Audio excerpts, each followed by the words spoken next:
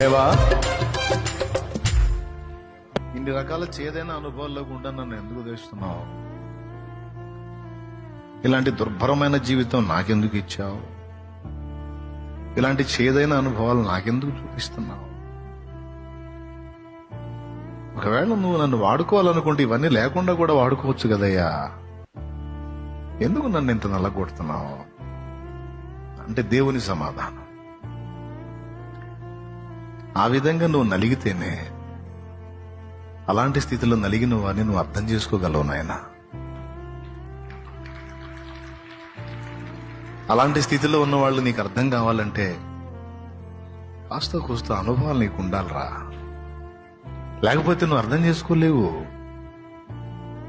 అర్థమైందా? అంతేనండి. ఏ అనుభవాలైనా సరేనండి, మనల్ని పరిశుద్ధపరచడానికి, మనలో ఉన్న లోపాలు సరిచేయటానికి మాత్రమే కాదు, మనకు అనుభవ పాఠాలుగా కూడా కొన్ని వస్తాయి. అవి అనుభవించినప్పుడు ఆకలి బాధ అనేది తెలిస్తే ఆకలి కొన్న వారిని దాటిపోలేం. వస్త్రహీనత స్థితి ఏంటో తెలిస్తే వస్త్రహీనులను చూసి దాటిపోలేం.